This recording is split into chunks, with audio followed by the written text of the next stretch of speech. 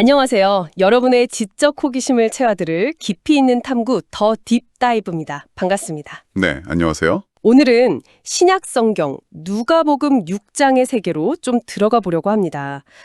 예수님께서 당시 유대 사회에서 굉장히 중요했던 규범이죠. 이 안식일을 어떻게 대하셨는지, 그리고 또 평지 설교라고 알려진 그분의 핵심 가르침들, 이걸 좀 집중적으로 살펴보겠습니다. 네, 오늘 저희가 다룰 이 누가복음 6장 본문이요.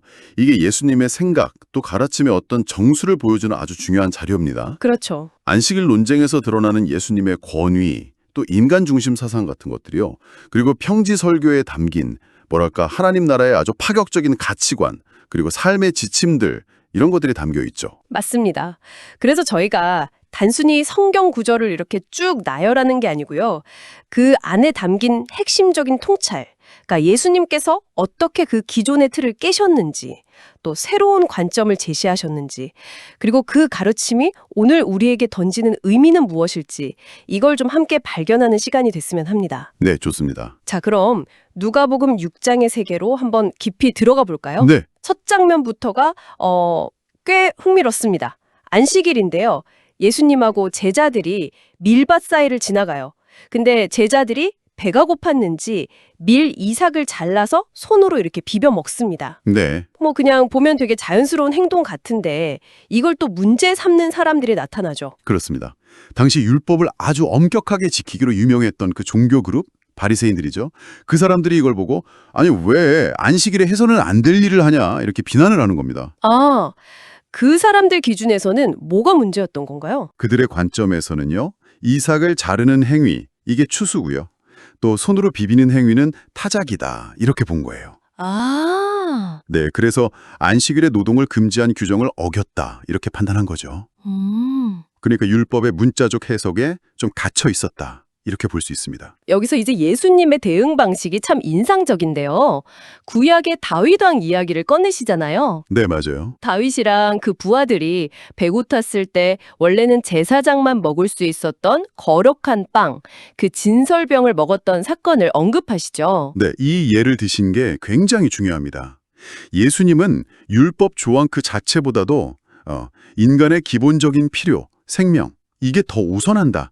이 점을 분명히 하신 거예요. 아, 그리고 한 걸음 더 나가서 인자는 안식일의 주인이다. 이렇게 선포하시죠. 네, 이 선언. 이 선언은요. 안식일 규정의 원래 제정 목적, 그러니까 그게 사람을 위한 것이라는 본질, 이걸 다시 회복시키면서 동시에 그 안식일 규정 위에 있는 당신 자신의 권위를 딱 드러내신 거죠. 와, 안식일 논쟁의 핵심 통찰은 바로 이거라고 봅니다.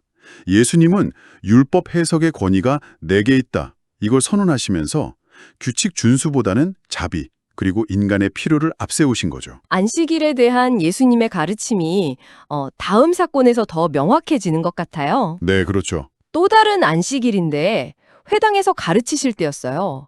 마침 거기에 오른손이 마른 사람, 그러니까 손에 장애가 있는 분이 계셨던 거죠. 네, 근데 이번에도 역시나 그 율법학자들과 바리새인들이 예수님을 고발할 구실을 찾으려고 안식일에 저 병을 고치나 안 고치나 보자 하면서 막 예의규시하고 있었던 거죠. 네, 아주 그냥 팽팽맹 긴장감이 흐르는 그런 상황이죠. 근데 예수님은 그들의 생각을 이미 아시고 그 손 마른 사람을 이렇게 사람들 한가운데 딱 일어서게 하십니다. 네. 그러고는 아주 근본적인 질문을 던지시죠.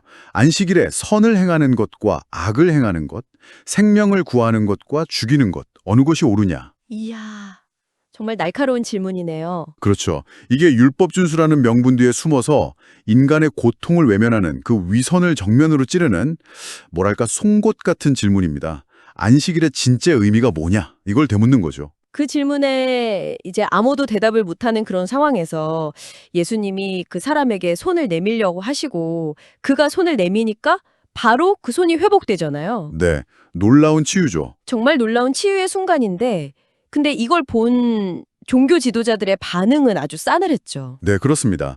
성경에 보면 노기가 가득하여 그러니까 분노에 차서 예수를 어떻게 처리할까 서로 의논하기 시작합니다. 아, 예수님의 행동이 보여준 그 자비, 생명 존중의 가치, 이건 보지 못하고 단지 자기들이 중요하게 여기는 그 안식일 규정을 어겼다, 이 사실에만 집착한 겁니다. 참 안타깝네요. 네, 여기서 우리는 그 경직된 율법주의하고 예수님이 선포하신 하나님 나라의 가치관 사이에 얼마나 깊은 간극이 있는지, 그리고 앞으로 이게 더 거세질 갈등을 좀 예감하게 되는 거죠. 이런 어떤 첨예한 대립 상황 이후에 예수님께서는 당신의 사역을 이어갈 핵심 그룹을 세우시는 좀 중요한 단계로 나아가시는 것 같아요. 맞습니다. 밤새도록 산에서 기도하신 후에 제자들 중에서 12를 딱 택해서 사도라고 부르시죠. 뭐 베드로, 안드레, 야고보, 요한, 저희가 잘 아는 이름들이 쭉 나옵니다. 네, 이 12명을 선택하신 것은 단순한 명단, 그 이상의 의미가 있죠. 이 사람들이 예수님의 가장 가까운 제자 그룹이면서 또 앞으로 교회를 세우고 예수님의 가르침을 세상에 전파할 기초, 그 핵심 인물들이 되는 겁니다. 그렇군요. 밤새 기도하시고 이 중요한 결정을 내리셨다는 건 이 선택에 담긴 무게, 또 예수님의 신중함, 이런 걸 보여주죠.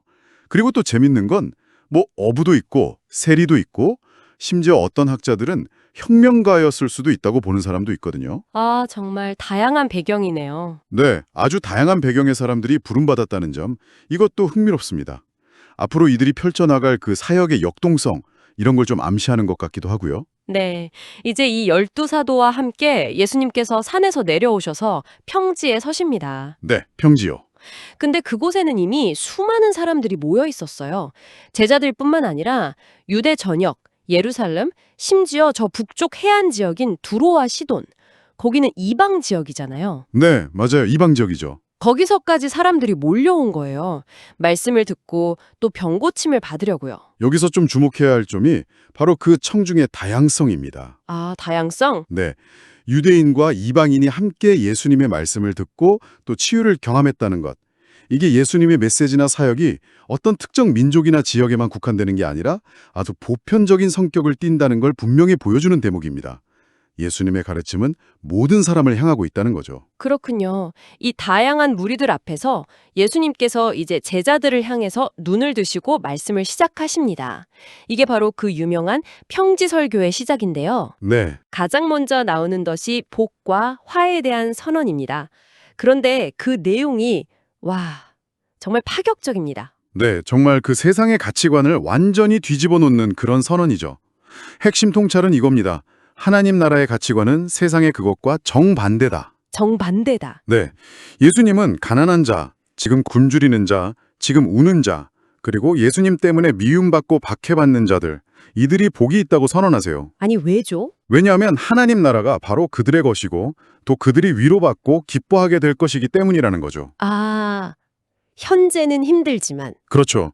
반대로 세상에서 좋다고 여기는 것들 있잖아요. 부요함, 배부름, 웃음, 또 사람들의 칭찬, 이런 것들에 대해서는 오히려 화가 있다, 이렇게 경고하십니다. 화가 있다고요? 네, 이미 세상에서 자기 위로랑 보상을 다 받았기 때문에 하나님 나라에서는 오히려 슬픔과 굶주림을 겪게 될 거라는 거죠. 이야, 정말 역설적이네요. 네, 이 선언은 듣는 이들에게 진정한 복이란 과연 무엇인가, 이 근본적인 질문을 던집니다. 세상적인 성공이나 안락함이 아니라 오히려 하나님을 의지할 수밖에 없는 그런 약함, 고난 속에서 하나님 나라의 참된 복을 발견할 수 있다는 역설적인 진리죠. 네.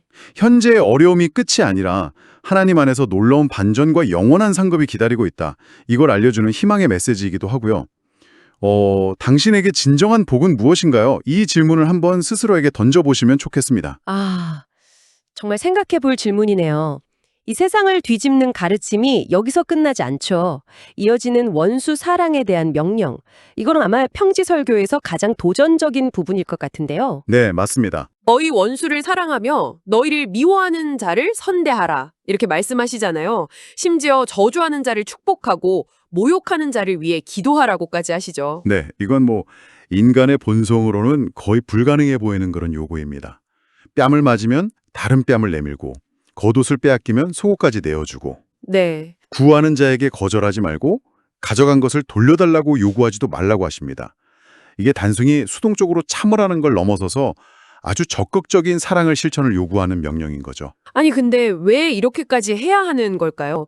이 파격적인 요구의 근거가 뭘까요? 예수님은 그 기준을 먼저 그 유명한 황금률에서 찾으십니다. 아, 황금률. 네. 남에게 대접받고 싶은 대로 너희도 남을 대접하라. 근데 여기서 멈추지 않으세요. 자기를 사랑하는 사람만 사랑하고 자기한테 잘해주는 사람한테만 잘해주고 돌려받을 걸 기대하면서 빌려주는 것, 이런 건 세상 사람들도 다 하는 일이다. 이렇게 지적하시죠. 네, 그렇죠. 그런 행동으로는 하나님께 칭찬받을 수 없다는 겁니다. 그렇다면 더 근본적인 이유가 있다는 거네요. 맞습니다. 그 핵심 이유가 35절과 36절에 아주 명확하게 나옵니다. 오직 너희는 원수를 사랑하고 선대하며 아무것도 바라지 말고 꾸어주라. 그리하면 너희 상이 클 것이요 또 지극히 높으신 이의 아들이 되리니, 여기서 중요합니다. 그는 은혜를 모르는 자와 악한 자에게도 인자하시니라. 너희 아버지의 자비로우심 같이 너희도 자비로운 자가 되라. 아, 아버지의 자비로우심 같이? 만 윤리 강령이 아니라 하나님의 성품에 동참하라는 뭐랄까 신학적인 요청인 셈입니다. 하나님의 자비를 닮으라는 말씀. 정말 깊은 울림이 있네요. 이렇게 원수까지 사랑하라는 파격적인 요구에 이어서 예수님은 우리의 시선을 이제 다른 사람을 향한 태도, 특히 비판의 문제로 돌리시는군요. 네, 다른 사람을 어떻게 대할 것인가의 문제입니다. 여기서 예수님의 원칙은 아주 명료합니다. 비판하지 말라. 그러면 너희도 비판받지 않을 것이다. 정죄하지 말라. 그러면 너희도 정죄받지 않을 것이다. 용서하라. 그러면 너희도 용서받을 것이다. 네. 그리고 덧붙여 말씀하시죠. 주라. 그러면 너희에게 채워줄 것이다. 너희가 다른 사람을 헤아리는 그 기준으로 너희도 헤아림을 받을 것이다. 그러니까 내가 하는 대로 돌려받는다. 이런 상호성의 원리가 여기서도 강조되는 거죠. 이 가르침을 더 분명하게 하시려고 두 가지 비유를 또 드시잖아요. 네, 그렇죠. 첫째는 눈먼 사람이 눈먼 사람을 인도하는 비유입니다. 스스로 제대로 보지 못하면서 남을 판단하고 이끄려고 하면 둘 다 위험에 빠진다, 이런 거죠. 둘째는 너무나 유명한 비유죠. 자기 눈 속의 들보와 형제 눈 속의 티끌 비유. 네, 들보와 티끌. 네, 자신의 큰 결점, 들보는 보지 못하면서 남의 아주 사소한 흠, 티끌관 지적하는 그 위선을 아주 예리하게 꼬집으시는 겁니다. 핵심 메시지는 명확해요. 남을 판단하고 고치려 하기 전에 먼저 자기 자신을 깊이 성찰하고 바로 세우라는 겁니다. 네. 위선자여, 먼저 네 눈 속에서 들보를 빼내어라. 그래야 네가 밝히 보고 형제의 눈 속에 있는 티끌을 빼낼 수 있을 것이다. 자기 성찰이 우선이다. 이게 아주 강력한 가르침이죠. 자기 성찰을 통해서 내면을 바로 세우는 것이 중요하다. 이 말씀이군요. 이게 바로 다음에 이어지는 나무와 열매 비유하고도 자연스럽게 연결되는 것 같습니다. 아, 정확합니다. 예수님은 좋은 나무가 나쁜 열매를 맺지 않고 또 나쁜 나무가 좋은 열매를 맺지 않는다. 나무는 그 열매를 보면 안다. 이렇게 말씀하시죠. 네, 그렇죠. 당연한 이치죠. 가시나무에서 무화과를 따거나 찔레에서 포도를 딸 수는 없는 거니까요. 이 비유의 핵심은 결국 사람의 내면 상태, 즉 나무가 그 사람의 말과 행동, 열매로 드러난다는 겁니다. 이게 구체적으로 어떻게 적용될 수 있을까요? 45절에서 직접 설명을 해주세요. 선한 사람은 마음에 쌓은 선에서 선을 내고 악한 사람은 마음에 쌓은 악에서 악을 낸다. 이는 마음에 가득한 것을 입으로 말하기 때문이다. 아, 마음에 가득한 것을 입으로. 네, 즉 우리가 어떤 말을 하고 어떤 행동을 하는가는 결국 우리 마음속에 무엇이 담겨 있는지를 보여준다는 거죠. 진정한 변화는 겉모습만 꾸미는 게 아니라 마음의 중심이 변화되는 것에서 시작된다. 이 점을 강조하시는 겁니다. 우리의 말과 행동은 숨길 수 없는 우리 내면의 거울인 셈이죠. 마음의 중요성 다시 한번 깨닫게 됩니다. 이제 평지설교의 결론 부분으로 한번 가보겠습니다. 예수님께서 듣는 사람들에게 아주 직접적이고 어떻게 보면 좀 따끔한 질문을 던지세요. 네, 너희는 나를 주님, 주님 하고 부르면서 왜 내가 말하는 것은 행하지 않느냐? 네, 입술에 고백하고 삶의 실천, 그 사이의 괴리를 정확하게 지적하시는 거죠. 그렇죠. 그리고 이어서 설교 전체의 핵심을 딱 관통하는 두 건축자의 비유를 말씀하십니다. 이 비유는 말씀을 듣는 우리의 자세가 어떠해야 하는지를 정말 극명하게 보여줍니다. 두 건축자 어떻게 다른가요? 한 사람은 예수님의 말씀을 듣고 실행하는 사람입니다. 듣고 실행하는 사람. 네, 그는 집을 지을 때 땅을 깊이 파서 기초를 단단한 반석 위에 놓습니다. 그래서 홍수가 나서 거센 물살이 들이닥쳐도 집이 흔들리지 않아요. 네. 반면에 다른 사람은 말씀을 듣기는 하는데 실행하지 않는 사람입니다. 듣기만 하는 사람. 그렇죠. 그는 기초 없이 그냥 맨 흙 위에 집을 짓습니다. 결과는 뭐? 비참하죠. 홍수가 나자마자 집은 그냥 무너져버리고 완전히 파괴됩니다. 결국 말씀을 듣는 것만으로는 충분하지 않다. 그 말씀을 삶으로 살아내는 행함, 이게 결정적으로 중요하다는 의미군요. 바로 그것입니다. 이 비유의 핵심 통찰은 이거죠. 진정한 믿음은 순종으로 증명된다. 믿음은 순종으로 증명된다. 네, 예수님의 가르침을 그냥 듣고 감탄하거나 동의하는 것을 넘어서서 그 말씀을 내 삶의 기초로 삼고 실제로 살아낼 때, 바로 그때 비로소 우리의 믿음은 견고해지고 인생의 어떤 폭풍우 속에서도 흔들리지 않는다. 이런 강력한 메시지입니다. 네. 듣기만 하고 행하지 않는 믿음은 모래 위에 지은 집처럼 너무나 허무하게 무너질 수밖에 없다.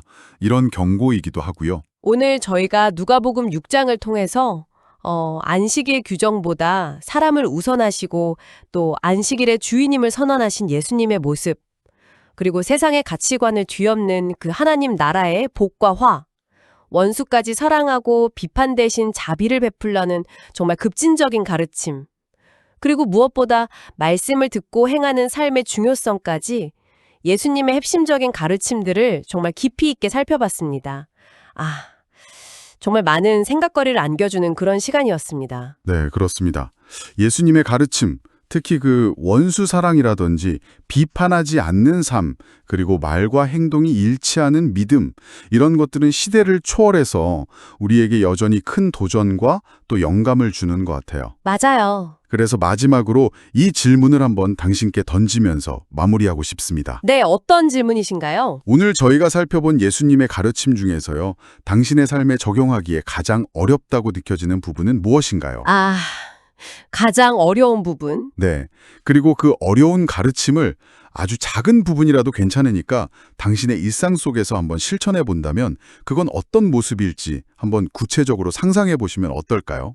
어쩌면 그 작은 실천 하나가 당신의 삶에 예상치 못한 큰 변화를 가져올지도 모릅니다. 네, 오늘 이 깊이 있는 탐구에 함께 해주셔서 진심으로 감사합니다. 네, 감사합니다. 다음 시간에 더 흥미로운 주제로 다시 찾아뵙겠습니다.